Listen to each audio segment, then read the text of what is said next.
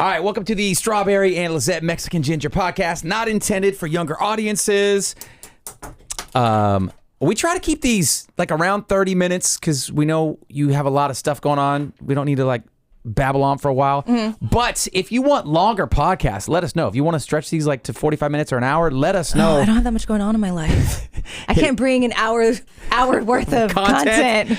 Let us know if you want longer podcasts or if you like the 30-minute ones that I like also. Let us know on Instagram at Strawberry and Lizette, or just drop a comment wherever you stream this podcast or on our YouTube channel. And thanks for everybody who watches these on YouTube.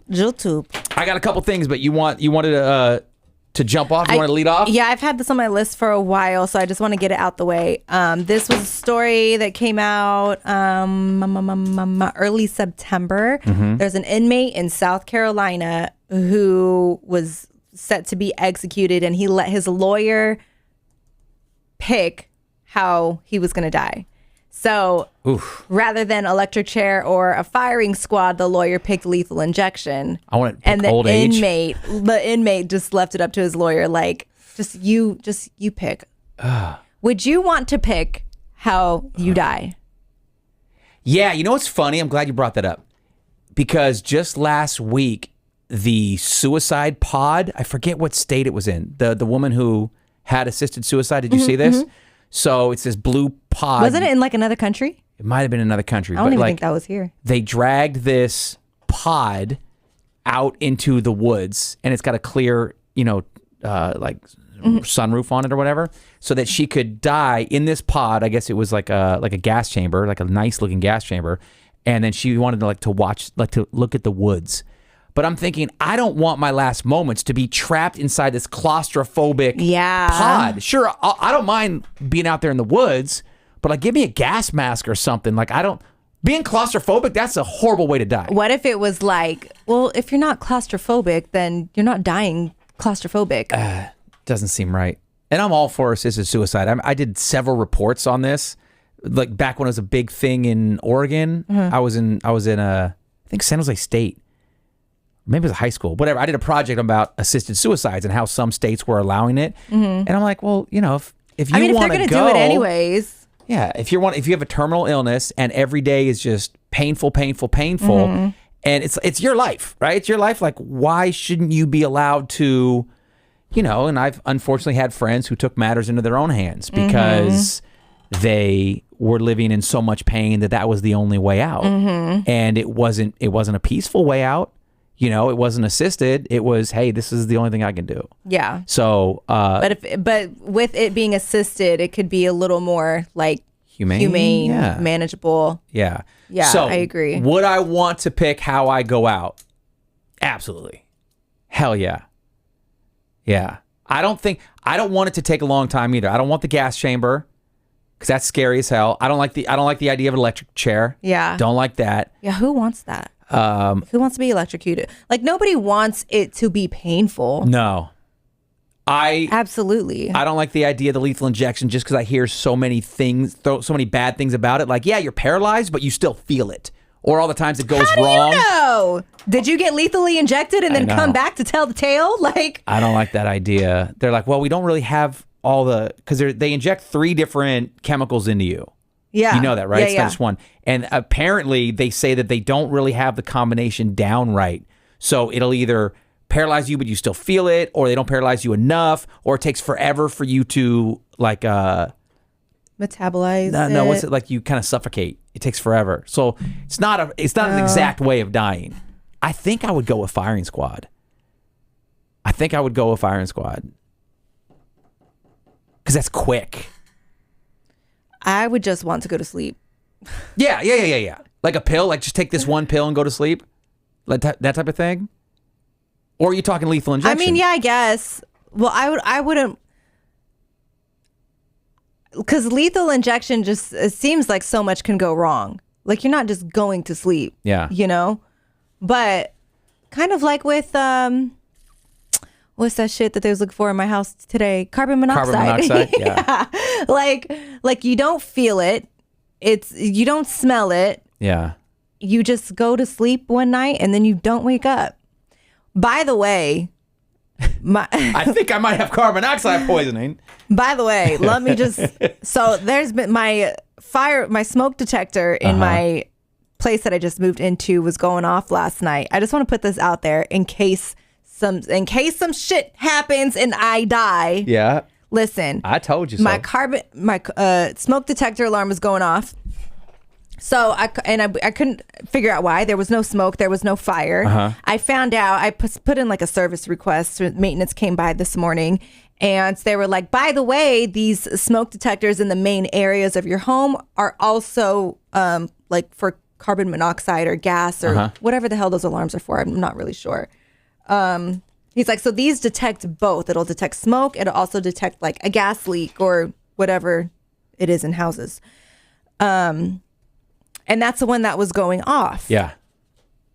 So they came and they were like, we don't know why it was going off. If there's like nothing, if there was like, if you left your stove on or something, like we would have smelled it when we walked in right now, you know, like there's no obvious signs of there being any gas or carbon monoxide or anything. Obviously no fire. So we don't really know why it's going off. But like I changed the battery in case that was something that needed to be done.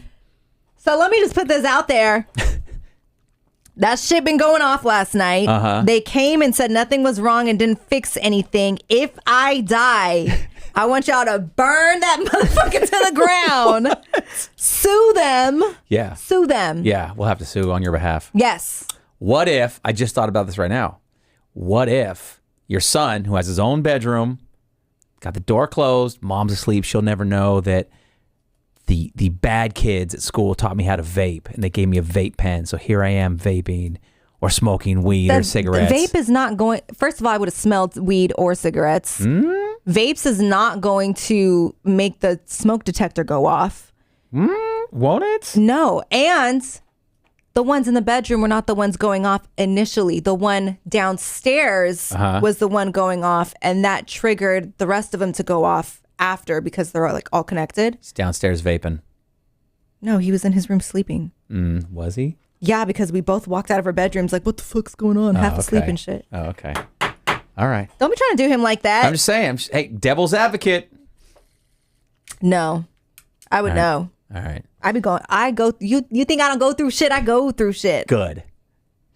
Thinking back now. Who cleans his room? Me. Exactly. That's why I think back now, like all the stuff when I was a kid that I tried to hide from my mom. I'm like, they'll never look under my mattress. They'll never look. They'll never look in this top drawer. Right. You know what I had in my top drawer? What? And you know what was stupid was that everything I had that I shouldn't have had, I put it all in one place. Oh, you're so dumb. Like all together. Yeah. I just threw it in there. Sure. What, it was in your drawer, like your dresser or your nightstand? Not my nightstand, not a dresser. I had like a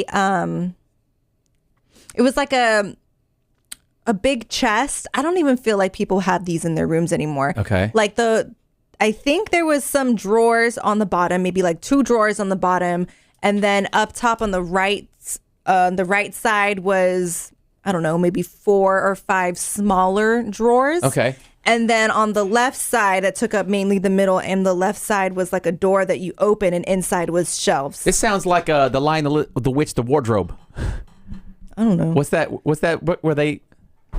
Like an sounds armoire? Like that. Kind of like an armoire, yeah. What are you, in Bridgerton? That's what it sounds like, a dressing. Well, this was like the 2000s. This is what came in the bedroom sets. Okay. Yeah, I get you. It does sound very old-fashioned. So anyways...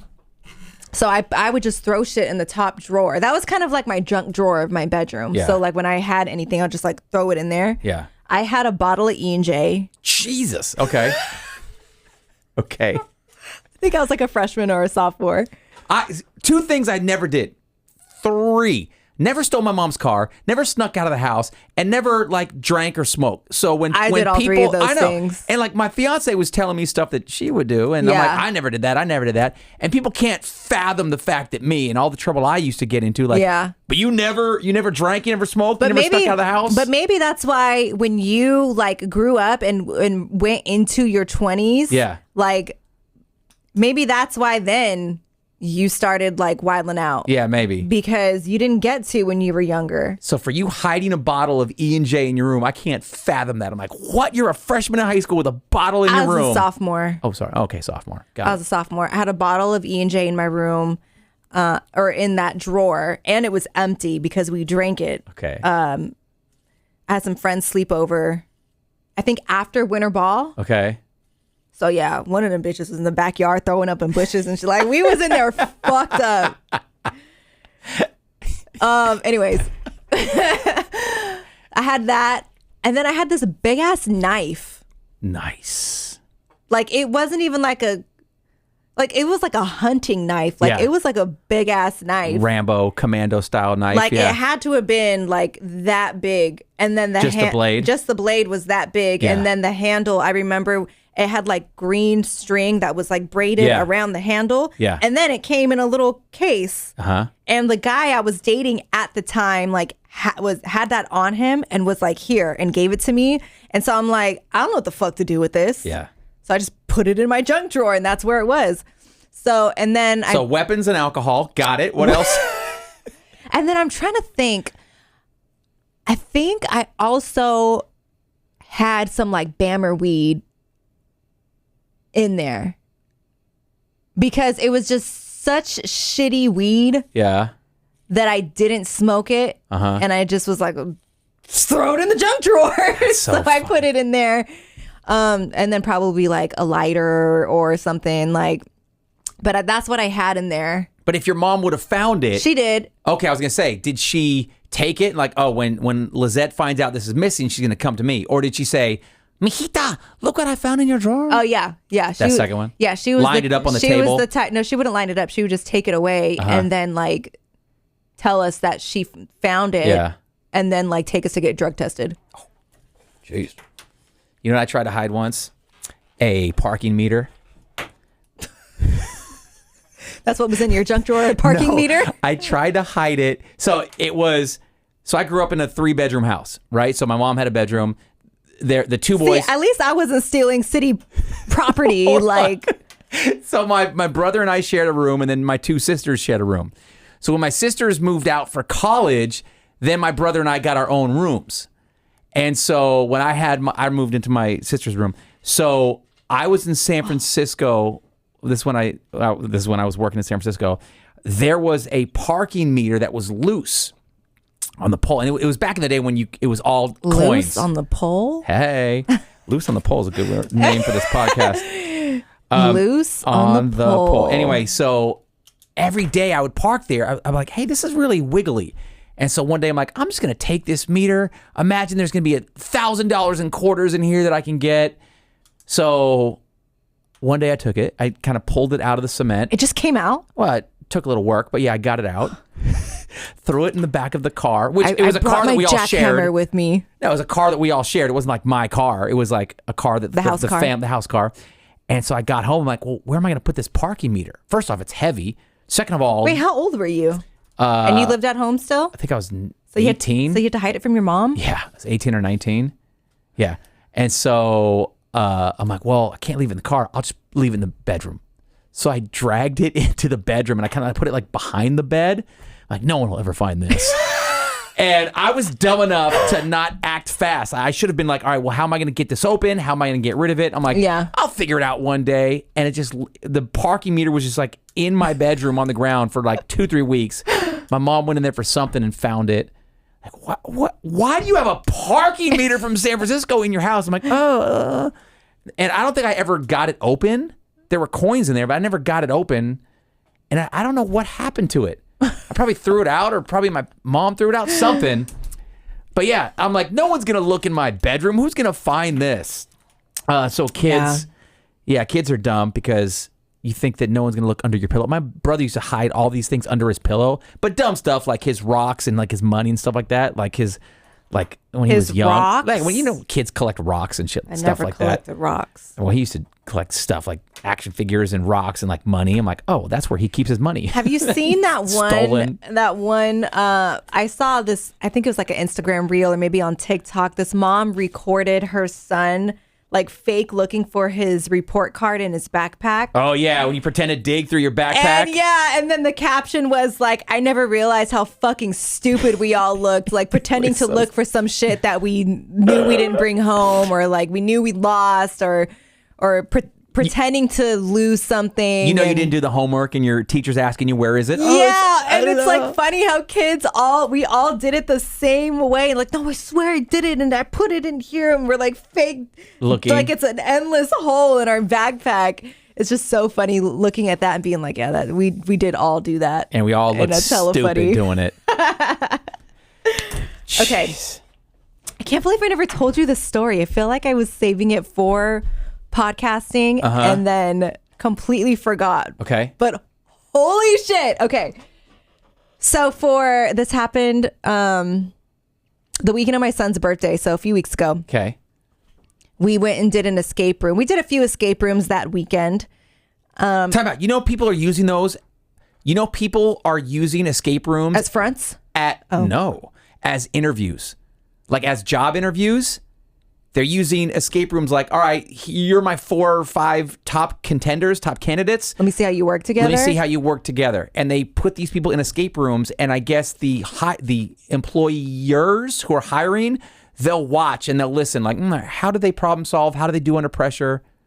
Escape rooms. Wow. I'm not saying it's widespread, but it's becoming. I would apply for whatever job is doing that just to do escape rooms for free. For free? Are you kidding me? Hell yeah. That's interesting. Okay, but it makes sense. Yeah. Anyways, we should do that and convince iHeart to pay for it. Hell yeah. Hey guys, team bonding, team management. Yeah. Group outing, escape room. Okay, anyways. So we go to this one escape room. It's a new one that we just happened to see driving by and we didn't know it was there. We're like, fuck it, let's go do one and see how it is.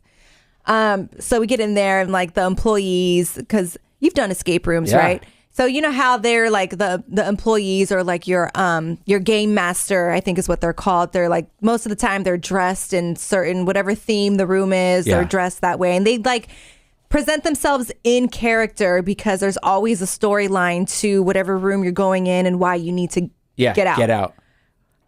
So this one was no different. The employees are like in costume and they're like, doing all this weird shit. They're in character. They're talking, walking a certain way. This one girl that was checking us in, was asking for like our name, the time of our appointment, whatever, blah, blah, blah. But she had like this accent, like it sounded like it was from like the UK or something. Like she had this accent. And I couldn't tell if it was a real accent or if she was in character. Right. And so she like leaves. I think she went to go get a room ready or whatever. So this other guy came to the front desk and finished checking us out. And he's like, okay, we're going to have you guys sign these waivers, blah, blah, blah. And I'm like, okay. And I was like, is her accent real? And he's like, kind of laughs. And he's like, I forgot what he said. He just laughs, and I think he was like, no, or something like that. And I was oh, like, sounds really cool. Like, yeah, that's fucking dope as fuck, right? And he like laughs or whatever, walks away. My little sister leans in, and she goes, you fucking bitch, she has a speech impediment. Shut up. You thought it was an accent? Like she's British or something? It sounded like a British accent. I was laughing so fucking hard. Was she deaf? Was she hard of hearing? I don't know. That's why her voice sounded funny to you? Her voice didn't sound funny. She couldn't she couldn't pronounce her R's. You know what I'm talking about? I know what you're talking about. And I was How would she pronounce her R's, Lizette? Like a what? Like a who? Like she pronounced them like with W's. Like she couldn't pronounce her R's. Give me an example. How would she say library? Library. Okay. Like, you know what I mean? Like toddlers, how they can't say their R's. She couldn't say her R's. And so the way that she spoke sounded like a British accent. And my little sister's like watching me have this interaction with this man at the front desk, and she's probably like, and I seriously had no idea. I real life thought it was an accent. Yeah. And then as soon as you're expecting a theme anyway. Right. She's and then a character. My little sister, like as soon as she had the chance, was like, you fucking bitch. Like that's how she can't talk. And I was like, oh my God, I was so fucking embarrassed. And then it made it even worse because every time I would hear her talking, like, or she would come around and I would hear her talking, like, I just wanted nothing more. Like after my sister said that and I heard her talk, then I heard it and I was like, oh shit, that's not an accent. She's speaking English and she does have a fucking speech impediment. She can't pronounce her R's. And I couldn't help but to me and my sister would like look at each other and start fucking dying. And then my son was like, why are you laughing, guys? What's funny? I want to know. Tell me, why are you laughing? And me and her were going like, shut the fuck up. Like, no. Shut the fuck up. We'll tell you later. Just fucking shut up. No chill. But oh my God. Yeah. So that's the story of the girl with the accent. Oops. But it's not just me, because when we lived in Washington and I had a roommate, my roommate was a server. There was this server at BJ's who also had a speech impediment, and he sounded like he was from Australia. Okay. What was his impediment? Just he couldn't. It's the same thing. Like he couldn't say his R's. I don't know what it is. I'm not saying they're R's. But he couldn't say his R's. But the way he spoke sounded like he had a fucking Australian accent. And people would ask him all the time, because I asked my roommate, like, is he Australian? And the same thing, like, she started fucking laughing and she was like, no, he has a fucking speech impediment. But people ask him all the time where he's from. And I would just go with it. And he's like, Seattle. Like, he's from here, you know? Like. That's too bad. But. Oh, so fucking embarrassed. And I'm just like, oh my God, that's why when I was asking that guy if her accent was real, that's why he was fucking laughing at me, because he's like, dumb bitch. Like, that's fucking idiot. Anyways. So we just got back from Dublin, Ireland, and my beautiful fiance, she's great at a million things. Accents are not one of them. So she keeps trying to talk Irish. Yeah. But she does it like baby reindeer. Wasn't he Scottish or something? No, they were somewhere in London. I think they were English. Oh. But she keeps talking like baby reindeer. I'm like, that's not. She goes, I can't wait to go back to Dublin. I'm like, that's not Irish. And she's doubling down on this baby reindeer accent. And I'm like, that's not it. Like, you got to stop. I'm never taking you back to Ireland if you keep doing that accent. Isn't there a Dublin like a couple hours away? Yeah, Dublin, in the Bay Area. Take you there. Yeah, I'm the worst. Absolutely not. I'm the fucking worst at accents. Oh, that's what I meant to tell you. You know the I don't want to call it a jig. You know the Irish dancing, like the traditional Irish dancing, like that the you river see, dancing? like the river dancing. Yeah, it's actually a real thing. What was that? Oh, that's something else. It's a real thing. So we were at a pub. I think we were in people Galway. just break out in river dancing in pubs. So it was. I'll give you the whole story. So it was the first. So Galway is like a small. It's big, but it's like it's a smaller city. Whatever. There's a university out there, and this was the first week that all the freshmen were in university.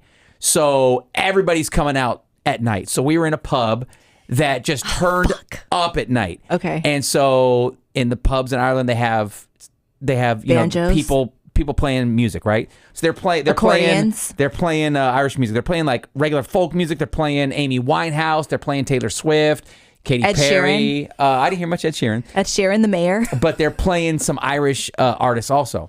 So, and it's cool. Everyone's singing along. It's great. It's pubs. Is it like in the movies where they have those big giant like pints of beer and they're all like with their arms around each other, sometimes with swaying some side songs to side, and then they cheers and the beer spills everywhere? It's like an explosion. Remind me to tell you where that came from. An explosion in your mouth. In your mouth. An explosion on your face. Okay. Remind me where to tell you where the cheers came from. But no, so kind of it is everyone dancing and singing along and cheersing together. There were a couple like arms around shoulders.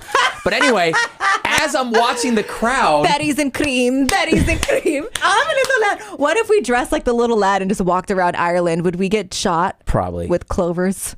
They probably wouldn't appreciate it. Would they throw Lucky Charms at me? No.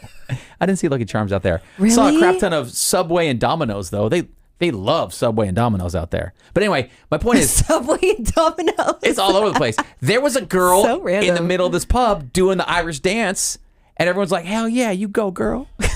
Like, they were all about it. They're like, yeah. I'm like, oh, that's a real thing? Like, people actually, college-age kids actually bust out the Irish dance at a pub?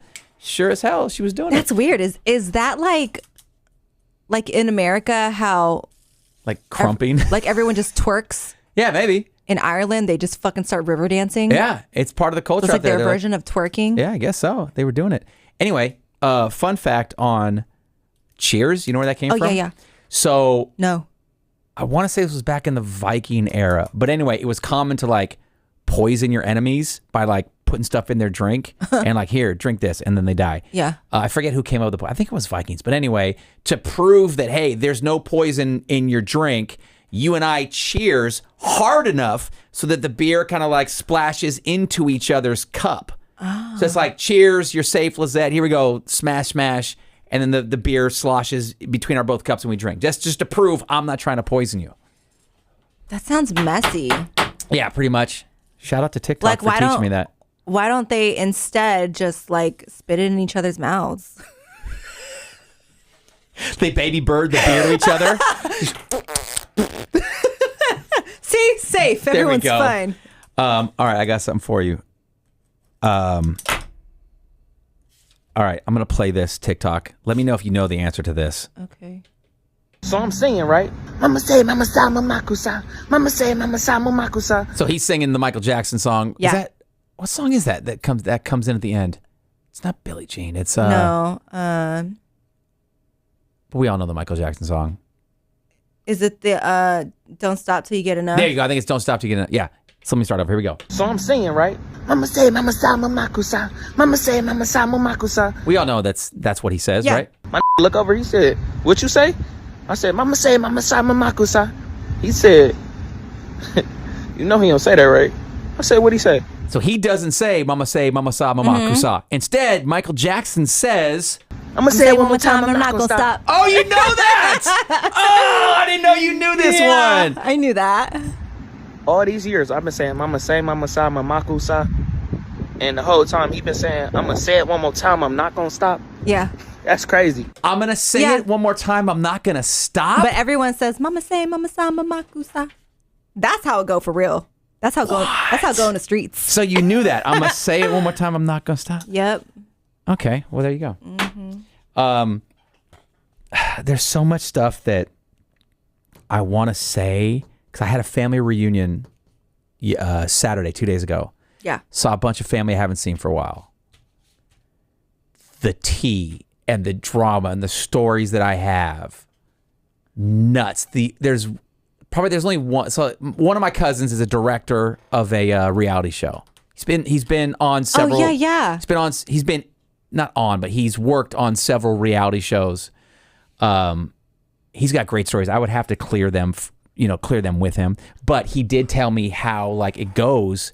Like one of the ones he's very, very proud of is he's a director or whatever his title is, but for Real Housewives of Utah, Real Housewives of Salt Lake City. There's a Real Housewives of Salt Lake City. I didn't know that. So he's on that. He's done New York before, and I guess he's so big in the industry, like the people from New York want him to also work on the New York show. Well, why he don't put us on TV shows? Exactly right. But like we can do something. But he was telling me like how he riles them all up. Yeah. Like let's say you and I are in a scene, right? So while they're filming the scene, he stands like just off the show, like just behind the cameras. Yeah. And like as you and I are talking or whatever, he'll be like, he'll give you hand signals or he'll write on his phone like, be nicer, he's trying to apologize, or double down, don't let him get away with that. So Yeah, right before we start filming, you and I are sitting here and he'll come right over into your ear. Hey, listen, don't forget, Strawberry said this about you. Don't let him slide with that because when he said this, he also, You know you what? also have this on him. Don't forget, you can also So pull your this on. cousin's a messy bitch. Right. And then he Is would he go to gay? me. That just seems like a very gay man job. I mean, yes, he is part of the LGBTQ Really? community. Yeah, How yeah. did I know that? That's why he's so good at it. He's great at it. And so then he would whisper stuff to you. Yeah. And then he would come over and whisper to me. hey man, if she brings up the fact that you mentioned this, don't forget you can say this to her. Don't forget, she slapped your dog. And so then he gets me all hyped up and you all hyped up, and he goes 3, 2, 1, action. Yeah. And so you and I are all now fuming, and we start blah, blah, blah, blah, blah, blah. He's like, don't forget, we also have her. And his thing is like, hey, Strawberry, Lizette already said this in the confessional. Yeah. You're going to hear it anyway. You're going to find out anyway. I'm just letting you know. In Lizette's confessional yesterday, she said that you can't even da-da-da-da-da. So, and he's just there like, hyping it all up. There's a TV producer on TikTok. Oh, sorry. Okay, go ahead. I'm going to come back to my reunion afterwards. Go ahead. Oh, were you not done? No, I just was, that was a side story, but go ahead. Okay. There's a TV producer on TikTok, while we're on the subject of what your cousin does, who also does the same thing, I think. The reality show stuff? Yeah. And she would replay clips of the secret lives of Mormon wives on TikTok and give her commentary to it. Oh, that's good. And explain what she's like, I'm pretty sure this is what's happening behind the scenes, and this happened because this happened because normally like we do this, and like basically breaking it all down. And that's what she does. And she'll break down piece by piece, like one of the girls' birthday parties. Like, okay, here we see, all the girls are at this birthday party having fun, but guess what? That's not enough drama for the producers. Exactly. So now they call this other girl to show up to the birthday party who wasn't even invited, and like they made her go. That's why she's just popped in for like a little second and like stirred up some like tension or drama or whatever, and then she like pieced out and left because she like didn't want to go in the first place. The producers made her go so that there would be some sort of like plot or like climax to this birthday party.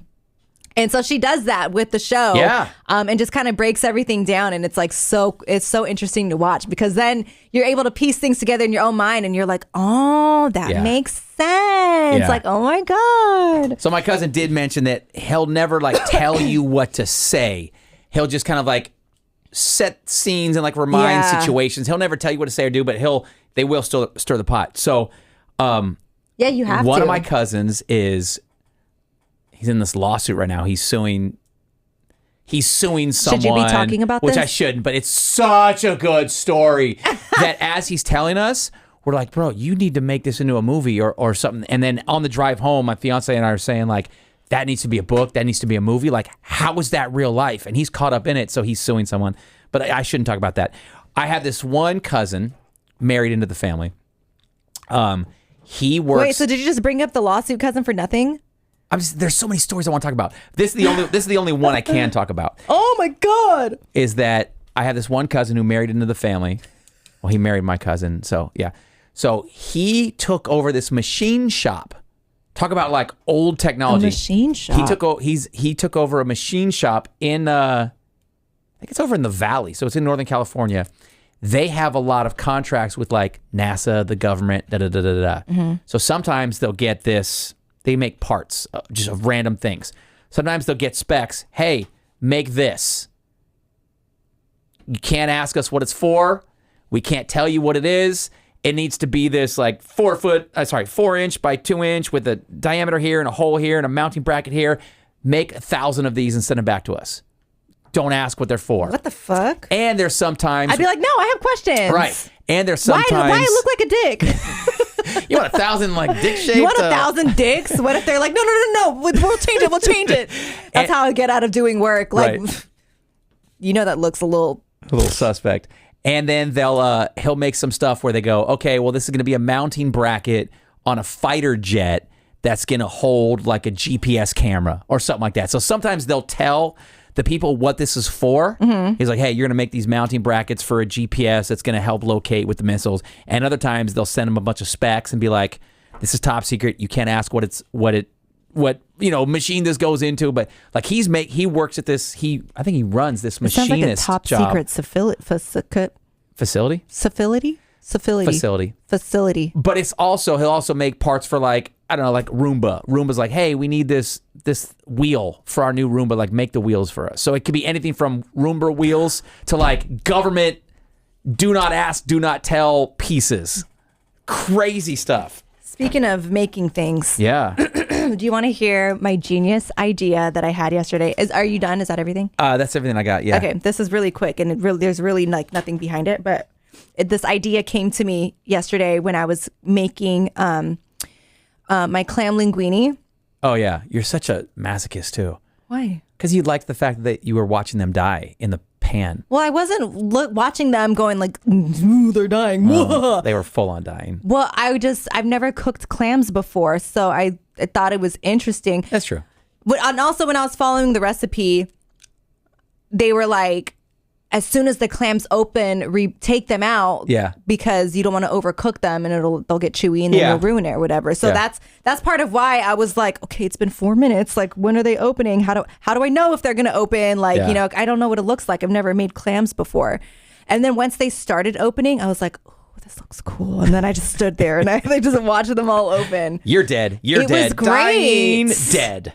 It was great. And then also I was like, I wonder how many of these are going to have already been dead to start with.